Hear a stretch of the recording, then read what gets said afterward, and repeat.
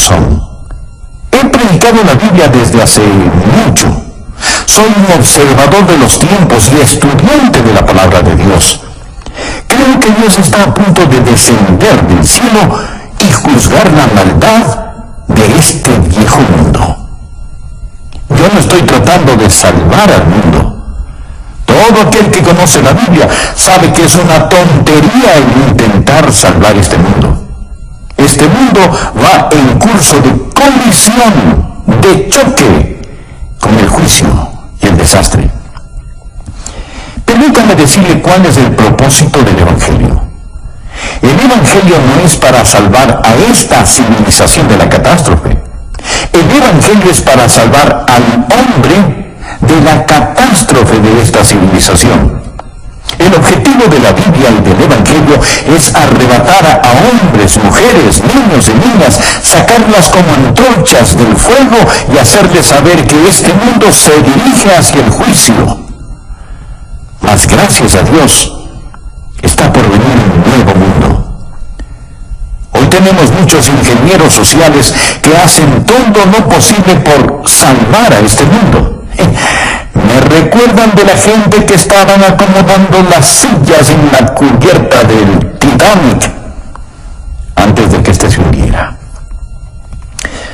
Lo que necesitamos hacer es averiguar cuál debería ser nuestra posición en estos últimos días. Y como lo he dicho antes, no debemos saberlo solo para sobrevivir, sino para florecer, para ser victoriosos, para alistarnos para ir al cielo y llevarnos a todo el que podamos con nosotros. Y yo creo que eso es a lo que el apóstol Pablo se refiere aquí en 2 de Timoteo, capítulo 3. Dios ha puesto en mi corazón una serie de mensajes para darnos un vistazo general de los temas que enfrentamos en estos últimos tiempos. Por favor, busquen su Biblia, 2 de Timoteo, capítulo 3, y empecemos con el versículo 1. También debes saber esto, que en los postreros días vendrán tiempos peligrosos. Esta palabra, peligrosos, en el original se usa solo una vez más en el Nuevo Testamento. En Mateo, capítulo 8, verso 28. Habla de dos hombres endemoniados, y ahí está traducido feroces en gran manera. Así que estos son tiempos feroces en gran manera. No es que yo sea ave de mal agüero cuando le digo que nuestro mundo enfrenta tinieblas nacionales e internacionales, morales, espirituales, sociales y políticas. Cualquiera puede tomar el periódico y darse cuenta que las naciones se derrumban a nuestro alrededor. Usted dirá, pero es maravilloso lo que sucede en los países comunistas, el ver el derrumbe del comunismo. Bien, esto nos da una ventana para predicar el Evangelio. Nos da una entrada para predicar el Evangelio y debemos hacerlo, pero me digo, lo que usted está viendo es un destello del reino venidero del anticristo. Este mundo y todas las cosas que están sucediendo tan rápidamente solo están preparando el escenario para ese líder mundial, el anticristo. La Biblia dice que él vendrá y nos dice también de dónde saldrá. No, él no saldrá de Rusia, saldrá de un imperio romano reunificado, saldrá de Europa. Y vemos cómo el escenario ya se ha preparado para esto. Los cristianos no deberíamos sorprendernos al ver todas estas profecías cumplirse. No debe ocasionar pánico. Como lo he dicho antes, lo repito ahora, mi amigo, no hay pánico en el cielo. Aun cuando se ponga gloriosamente oscuro para el Hijo de Dios, recordemos que la estrella de la mañana aparece después de la hora más oscura de la noche. Estamos esperando el regreso del Señor Jesucristo. Dios nos dice que estos son días peligrosos. En 2 de Timoteo 3, versículo 2, encontramos una descripción de los días en que vivimos. La Biblia dice, porque habrá hombres amadores de sí mismos. ¿Cuál es la actitud de esta era? Ya no tenemos a los hippies, quienes estaban interesados en el bien de toda la sociedad en conjunto. Ya eso se ha quedado atrás. La actitud de nuestros tiempos es el yo. Concentrarse en uno mismo, egocentrismo. Vivir como si Jesús nunca hubiera vivido, como si nunca hubiera muerto, como si no hubiera resucitado. Alguien ha descrito a esta era como la era del nihilismo. Una muy destacada feminista escribió lo siguiente. Escuche bien. Ella dijo: debemos destruir el amor. Se lo puede imaginar. Debemos destruir el amor. El amor es una institución por definición que es reconocida generalmente como aprobación y aceptación.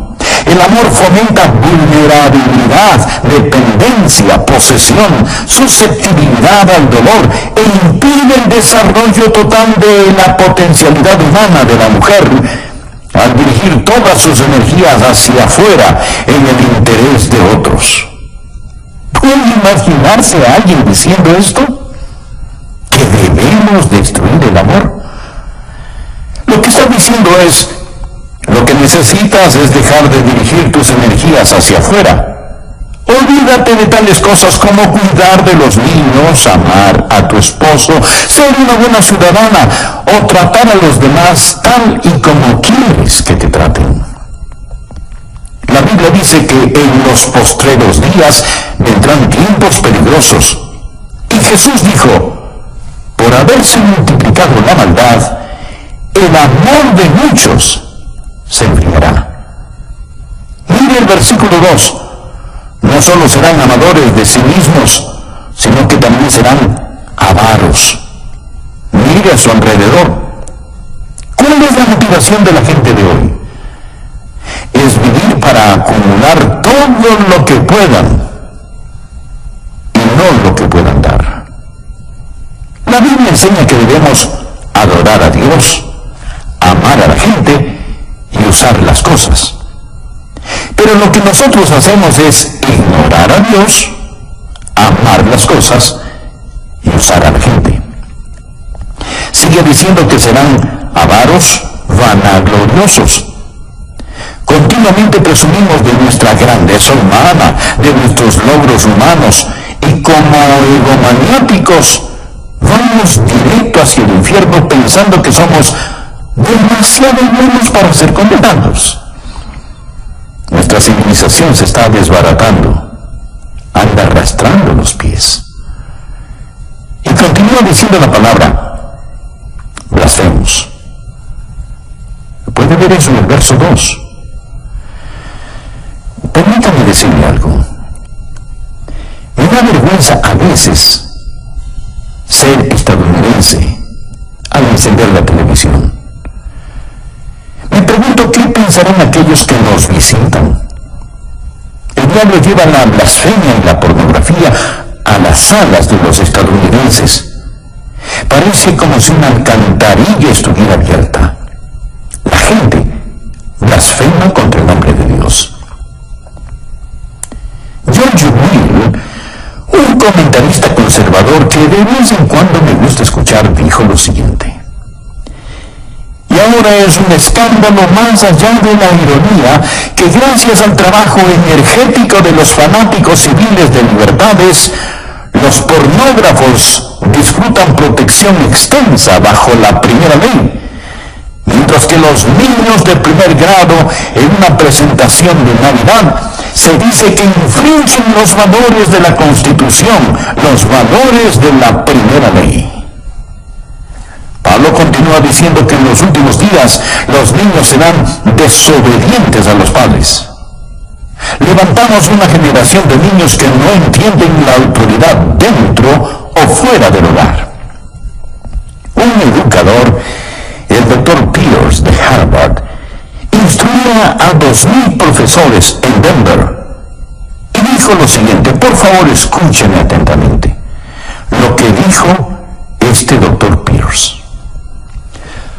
Todo niño en los Estados Unidos que entra a la escuela a la edad de 5 años está mentalmente enfermo, porque llega llega a la escuela con una lealtad hacia nuestros funcionarios elegidos, hacia nuestros padres fundadores, hacia nuestras instituciones, hacia la conservación de esta forma de gobierno, patriotismo, nacionalismo y soberanía. Todo esto prueba que los niños están enfermos, porque el individuo sano es uno que ha rechazado todas esas cosas, y es lo que yo llamaría el verdadero niño internacional del futuro. Bueno, dirá usted, ese era un hombre cualquiera el que dijo esas cosas. No, mi amigo. Era un profesor de Harvard. Bien, dirá usted, le hablaba a gente ignorante. No. Le hablaba a 2,000 profesores. Les estaba diciendo que cuando los niños y niñas van a la escuela y tienen amor hacia sus padres, una distinción clara entre lo bueno y lo malo, lealtad para su país e ideas de nacionalismo y patriotismo, entonces esos niños están enfermos. El doctor John Phillips, un teólogo y gran estudioso de la palabra de Dios, dijo: incluso los padres cuidadosos están encontrando cada vez más difícil sobrevivir las mareas ascendentes de promiscuidad toleradas por la sociedad con los valores seculares enseñados en las escuelas públicas. Las escuelas a lo largo del país simplemente ignoran las objeciones paternales contra las enseñanzas liberales sobre homosexualidad, aborto, control de la natalidad, indulgencia sexual y moralidad relativa. Y por supuesto, la enseñanza de la Biblia es prohibida en nuestras aulas. Podemos asignar la lectura y discusión de cualquier libro asqueroso que salga de la imprenta. Podemos estudiar Carlos Marx y George Bernard Shaw. Podemos invitar a brujas, homosexuales y anarquistas a nuestras aulas para que presenten sus ideas. Pero no podemos enseñar la Biblia, ni tener oraciones simbólicas, ni leer las escrituras en nuestras escuelas. Y luego el doctor Phillips hace esta pregunta: ¿no es acaso razonable entonces que 1/4 de todos los quinceañeros estadounidenses y 1/10 parte de todos los adolescentes de 13 años hayan experimentado ya con el sexo? Piénselo. 25% de todos los quinceañeros. Y amigo, cuando yo estaba en la escuela, recuerdo que había algunos niños que hacían ciertas cosas, y todos sabíamos quiénes eran esos niños, y hablábamos de ello. Pero ahora, querido amigo, hay cosas que están pasando y que quebrantan el corazón. Bien, mire el versículo 3. Sin afecto natural. Sin afecto natural. Literalmente significa sin amor de familia, sin amor de familia. Una mañana escuché en la radio sobre un asesinato planeado entre un hijo y sus padres. Iban a asesinar a la esposa del hijo, o sea, a su nuera, para recibir el dinero del seguro. Pero parece que se dieron cuenta que su seguro ya había expirado. Entonces, escuche bien, entonces los padres, en lugar de matar a la nuera, asesinaron a su propio hijo sin afecto natural. Una feminista dijo: ya que el matrimonio constituye esclavitud para las mujeres, es claro que el movimiento femenino debe concentrarse en atacar esta institución. La libertad para las mujeres no puede ser sin la abolición del matrimonio.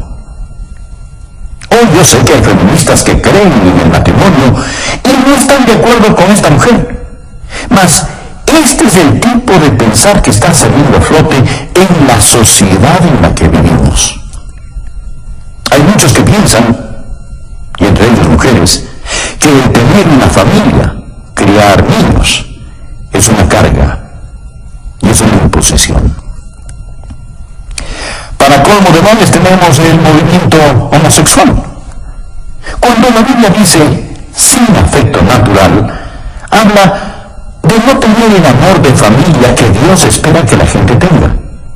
Una mujer hacia un hombre hacia una mujer, hasta que la muerte los separe. Luego dice, implacables. Estos son tiempos peligrosos en los que vivimos, cuando los hombres romperán sus promesas. Es decir, la palabra del hombre no significa nada, ya sea un contrato de negocios, un contrato matrimonial o un tratado entre naciones. Que Dios tenga misericordia sobre una nación que ha desechado el matrimonio. Hoy está aumentando lo que llamamos divorcio sin culpa. Y amigo, eso es una burla. Es una tragedia nacional. El 40% de los matrimonios de hoy terminan en divorcio. Y muchos conviven sin el beneficio del matrimonio, rompen sus promesas. No solo eso, sino también calumniadores, intemperantes, quiere decir sin autocontrol, crueles, aborrecedores de lo bueno. Nuestras cárceles están llenas de matones. No tenemos espacio suficiente para encerrar a los criminales. Cuando construíamos el templo de nuestra iglesia, uno de los alcaldes dijo, qué bueno que una iglesia tan grande como esta se esté construyendo. Es mejor que se construyan iglesias, porque ya no podemos construir cárceles lo suficientemente grandes, ni lo suficientemente rápido para proteger a los buenos de los malos. La Biblia nos enseña que ahora hay una forma de crueldad y violencia que es incontrolable. Leí que existen por lo menos 140 grupos terroristas que aún funcionan en nuestros días. Ahora estos grupos ya no son como los de antes, pues. Ahora ellos están armados con los equipos más sofisticados. No pasará mucho tiempo antes de que su vida y mi vida estén en más grave peligro debido al terrorismo internacional. Y deseo decir que mientras estoy en el tema de la crueldad y el terror, que ya practicamos el terrorismo en el país. Millares, millones están siendo ejecutados. Hablo del terror del aborto.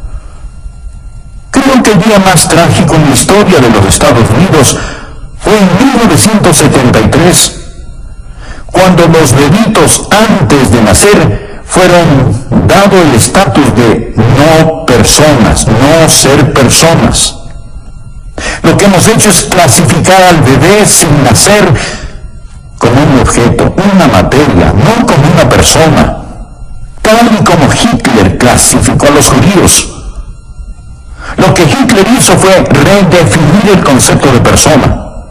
Hemos reclasificado a los bebés como no personas. Y mañana, un día normal en los Estados Unidos, 4.500 bebecitos serán asesinados por medio del aborto.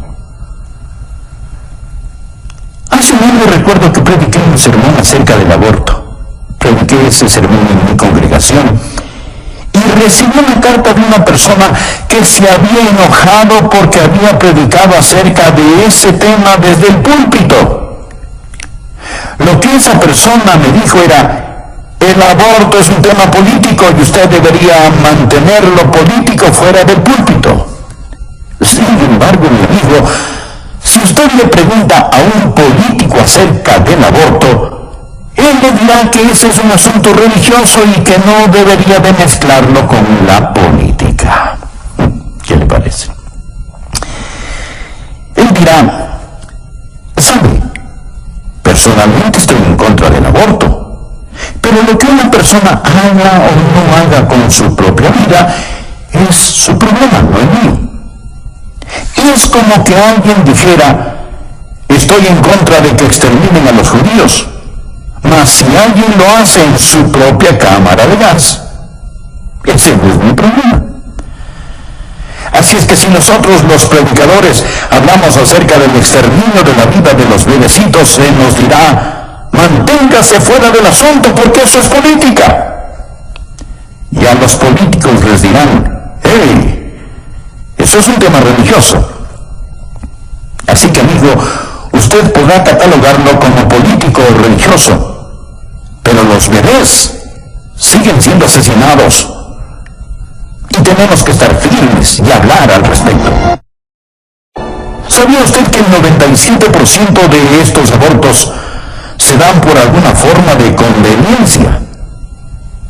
No son para salvar necesariamente la vida de la madre, tampoco porque es producto de violación o por incesto, simplemente por conveniencia. El aborto se está constituyendo como uno de los métodos más usados para control natal. Sigamos leyendo lo que nos dice Pablo. Somos gente que aborrece aquello que es bueno. El héroe de hoy no es el hombre de Dios, no es el misionero, no es el predicador, no es el ganador de almas, no es la mamá que escoge quedarse en su hogar y cuidar de sus niños. Estos no son los héroes de la juventud de hoy. Ellos desprecian a los que hacen lo bueno. Note el versículo 4. Él dice que estas personas son traidores, impetuosos, infatuados, amadores de los deleites más que de Dios. Mi amigo, la Biblia no está en contra del placer o deleite, el verdadero deleite. No tenemos que escoger entre servir a Dios o al placer. En el Salmo 16, versículo 11, leemos: me mostrarás la senda de la vida en tu presencia, o sea, en la presencia de Dios. En tu presencia hay plenitud de gozo, delicias o placeres a tu diestra para siempre. Amigo, el camino a Jesús es el placer genuino. Pero el problema viene cuando tenemos una sociedad que ama más los placeres que a Dios. No sé cuántos me están escuchando en este momento por medio de este programa en sus casas, pero podrían ser más. Sin embargo, muchos prefieren escuchar programas seculares y mundanos antes que oír la palabra de Dios. Somos amantes de los placeres, más que amantes de Dios. Mire a su alrededor. Los hoteles, los teatros, los estadios, los clubes nocturnos están repletos. Es lo que podríamos llamar una explosión de placer. El domingo ha llegado a ser el día de hacer casi cualquier cosa, excepto adorar a Dios. Ya no llamamos el domingo el día del Señor, sino simplemente decimos que es el fin de semana. Amadores de los deleites, más que de Dios. Continuamos en el versículo 5. Que tendrán apariencia de piedad, pero negarán la eficacia de ella. A estos evita. Amigo, no hay escasez de religión, pero la mayoría de la gente no necesita religión. Necesitan abandonar la religión y entregarse a Jesucristo. ¿Qué dice la palabra? Que tendrán apariencia de piedad, pero negarán la eficacia de ella. Es una forma de religión sin poder y sin realidad. La participación religiosa está en todo su apogeo, pero también en el índice del crimen. Así que algo anda desesperadamente mal. Hablamos de la religión sin la realidad. Leamos por favor el versículo 6. Porque de estos son los que se meten en las casas y llevan cautivas a las mujercillas cargadas de pecados, arrastradas por diversas concupiscencias. Lo que está diciendo es esto: que la religión falsa estará a la orden del día. La palabra mujercillas significa mujeres débiles, de carácter carácter débil, criaturas impulsivas, susceptibles a las insinuaciones. Estoy convencido que se refiere a las mujeres liberadas, quienes han rechazado la autoridad de la palabra de Dios y de sus esposos, viviendo por el impulso. Y luego continúa diciendo, mujercillas cargadas de pecados, arrastradas por diversas concupiscencias. Las palabras cargadas con pecados no significan que sean degeneradas y pecadoras. No es eso lo que quiere decir.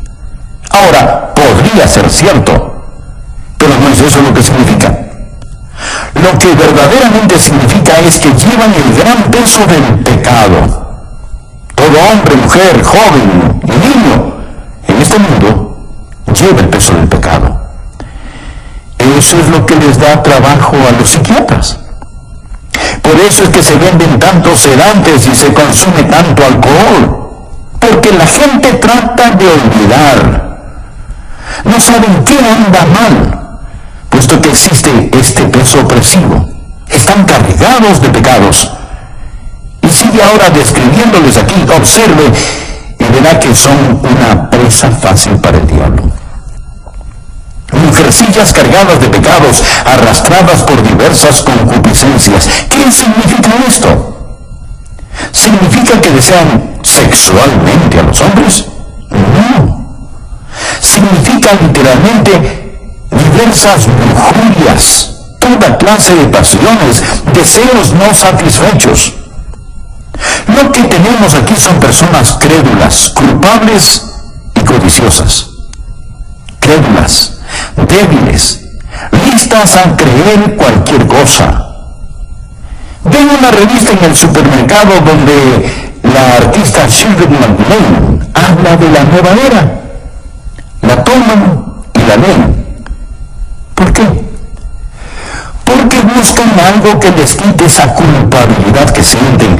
Además están vacías y llenas de deseos no satisfechos. Esto es lo que se encuentra en el corazón y mente de muchos hoy en día. Ahora, además de eso, encontramos en los versículos 7 y 8 una explosión de conocimiento. Estas siempre están aprendiendo y nunca pueden llegar al conocimiento de la verdad. Los hechos pueden duplicarse y triplicarse. El conocimiento aumentará, pero no la verdad. Si es nuevo, no es verdad. Mi amigo, debemos seguir luchando vigorosamente por la fe encomendada una vez por todas a los santos. Esta es una generación en busca de alguna cosa nueva. Por favor, vea el versículo 8. Y de la manera que Janes y Jambres resistieron a Moisés, así también estos resisten a la verdad, hombres corruptos de entendimiento, réprobos en cuanto a la fe. ¿Quiénes eran Janes y Jambres? Fueron los magos que se opusieron a Moisés al imitar y remedar sus milagros. En los últimos días, Satanás va a venir. En estos últimos tiempos, usted va a presenciar más milagros de los que jamás haya visto. La mayoría de ellos no serán hechos por Dios, sino por medio del poder de las tinieblas, el poder de Satanás. La Biblia dice que vendrá una explosión de milagros del ocultismo. Del mismo modo como Janes y Jambres se opusieron a Moisés y llevaron a cabo sus milagros. Muchos van a ser engañados por estos milagros. Estos, mi amigo, son tiempos peligrosos. Gracias a Dios no tenemos que enfrentarlos sin esperanza. Dios nos dice qué debemos hacer. Lo primero que debemos hacer es apartarnos nosotros mismos de estas cosas. Mire por favor el versículo 5. Que tendrán apariencia de piedad, pero negarán la eficacia de ella. A estos evita. La gente necesita salirse de las iglesias liberales, de iglesias que no enseñan el Evangelio de Jesucristo. Necesita salir de este tipo de lugares. Tal vez usted dirá, pastor, ¿que acaso su iglesia es la única buena y verdadera iglesia? No, Dios sabe que no somos lo que deberíamos ser. Hay muchas iglesias bíblicas maravillosas que honran a Cristo, pero también hay muchas que no. Y hay personas que asisten a ellas y dicen, bueno, es que mi abuelita está enterrada en el cementerio que queda en el patio trasero de la iglesia. Mi amigo, si la abuelita pudiera, se levantaría y saldría de ese lugar. Le garantizo que eso es lo que haría. Y amigo, es lo que usted debería hacer también. Sature con su ausencia esos lugares que no enseñan el Evangelio de nuestro Señor Jesucristo. Escuche, estimado amigo. Nosotros debemos testificar a la gente de este mundo, pero no juntarnos con ellos. Segunda de Tesalonicenses 3:14 dice, si alguno no obedece a lo que decimos por medio de esta carta, a ese señaladlo y no os juntéis con él para que se avergüence. Y Romanos capítulo 16, versículo 17 dice, mas os ruego, hermanos, que os fijéis en los que causan divisiones y tropiezos en contra de la doctrina que vosotros habéis aprendido y que os apartéis de ellos.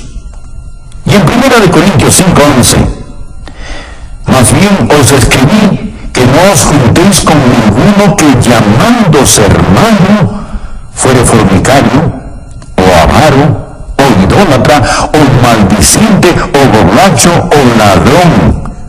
Con el tal ni aún comáis. Y 1 Timoteo 6:5, que tendrán apariencia de piedad, pero negarán la eficacia de ella. A estos evita. La Biblia no dice que tenemos que poner nuestros brazos alrededor de la gente y decirles que sus vidas son tan buenas como las nuestras. Segundo de Juan 10 dice, si alguno viene a vosotros y no trae esta doctrina, no lo recibáis en casa, ni le digáis, bienvenido. La Biblia dice que en estos últimos tiempos debemos evitar a la gente que hemos descrito y necesitamos salirnos de las iglesias liberales, pero no solo es un llamado a salir, sino que también es un llamado, un buen ejemplo al asistir continuamente a la iglesia y obedecer la palabra de Dios. Hebreos 10:25 nos dice que entre más se acerca el día del Señor, más necesitamos estar en la casa de Dios y con el pueblo de Dios, no dejando de congregarnos, como algunos tienen por costumbre, sino exhortándonos, y tanto más, cuando veis que aquel día se acerca.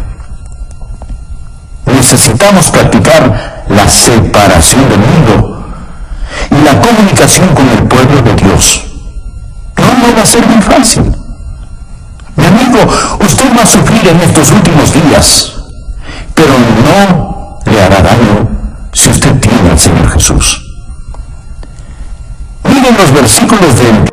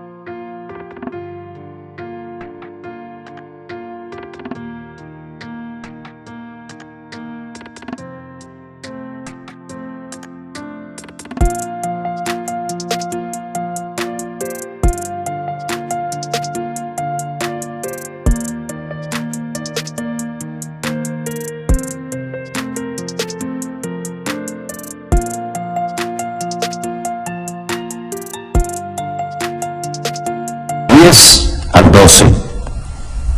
Pero tú has seguido mi doctrina, conducta, propósito propósito, fe, longanimidad, amor, paciencia, persecuciones, padecimientos, como los que me sobrevinieron en Antioquía, en Iconio, en Listra, persecuciones que he sufrido, y de todas me ha librado el Señor. Y también todos los que quieren vivir piadosamente en Cristo Jesús padecerán persecución.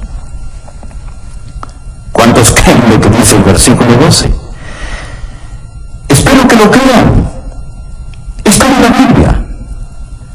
¿Cuántos de ustedes están sufriendo persecución?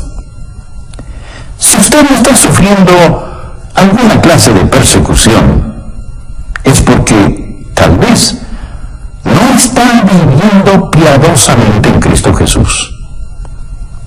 Algunos piensan, bueno, si vivimos piadosamente escaparemos la persecución. No escapará. Mi amigo, Jesús no escapó la persecución. Pablo no se libró de la persecución. Usted tampoco se librará. Usted es una persona nacida 2 veces en un mundo de gente nacida solo una vez. Y estará yendo contra corriente todo el tiempo. Este mundo no le va a honrar si usted verdaderamente vive para el Señor Jesús. Le romperán la nuca si es que pueden hacerlo. Ya lo que dice el versículo 13. Mas los hombres malos y los engañadores irán de mal en peor, engañando y siendo engañados. Usted me preguntará, Pastor Rogers, ¿se está poniendo mejor o peor este mundo? Y la respuesta es sí. Los malvados y los engañadores irán de mal en peor, engañando y siendo engañados. Pero el pueblo de Dios, al acercarse a la segunda venida de Jesús, creo que estará brillando más y más. Veo que a pesar de toda la letanía de problemas, hoy más que antes, conozco a más gente que conoce y ama al Señor Jesús, que cree en la Biblia y tienen doctrina sana y firme. La otra noche fui a escuchar un debate entre Phyllis Schlafly y Sarah Weddington, la abogada que hizo legal el matar a bebecitos pequeños. Mientras escuchaba el debate, mi corazón se entristeció cuando vi cómo los jóvenes celebraban y aplaudían la idea de que bebés antes de nacer pudieran ser aniquilados. Mas déjeme decirle también que me sentí animado cuando vi a otro grupo de jóvenes con rostros brillantes y de aspecto inteligente, muchos de ellos miembros de nuestra iglesia, que estaban allí en el nombre de Cristo y defendían aquello que es verdad. Amigo, es mejor que usted sepa dónde está parado y qué es lo que cree, porque va a ponerse de mal en peor. El diablo hará su trabajo al engañar. Existe todo tipo de charlatanes y esto va a empeorar. ¿Qué debe hacer usted? ¿Qué debe hacer la gente joven, adulta, los ancianos en estos días? Mire el versículo 14.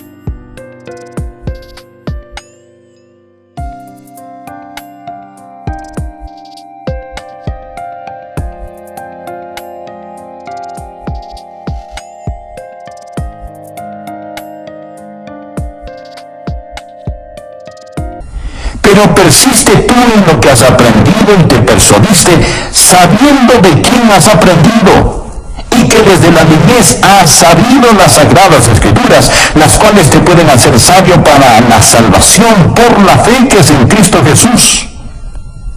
Recuerda lo que usted ha aprendido. No dude en la oscuridad lo que Dios le ha mostrado a usted en la luz. Recuerde la palabra de Dios y de quién la aprendió. Yo no llegué aquí ayer. He estado aquí muchos años predicando la Biblia. Recuerde lo que ha aprendido y recuerde de quién lo aprendió. ¿Sabía que la Biblia habla de espíritus seductores y doctrinas de demonios? Una joven que era miembro de una iglesia en la Florida fue a estudiar a una universidad que tenía un nombre de religiosidad. Pero los profesores liberales comenzaron a tomar la Biblia y descuartizarla. Luego le dijeron: no regrese a casa, a su iglesia, contándoles todo esto. Ellos no lo entenderían. Esto es lo que creemos. Esto es lo que los eruditos modernos dicen. Y ella dijo: eran buenas personas y casi me convencieron, pero pastor, luego me recordé de lo que usted había enseñado, de una forma en que usted vive, y supe que ellos estaban equivocados. Esto es lo que el apóstol Pablo está diciendo: no te dejes llevar por esos vientos de doctrinas, pero persiste tú en lo que has aprendido y te persuadiste sabiendo de quién lo has aprendido. Amigo, Dios nos ha dado su palabra. Y todo lo que yo le hable va a venir a través de la palabra. Versículo 15. Dios nos ha dado las sagradas escrituras, las cuales te pueden hacer sabio para la salvación por la fe que es en Cristo Jesús. Toda la escritura es inspirada por Dios y útil para enseñar, para redarguir, para corregir, para instruir en justicia, a fin de que el hombre de Dios sea perfecto, en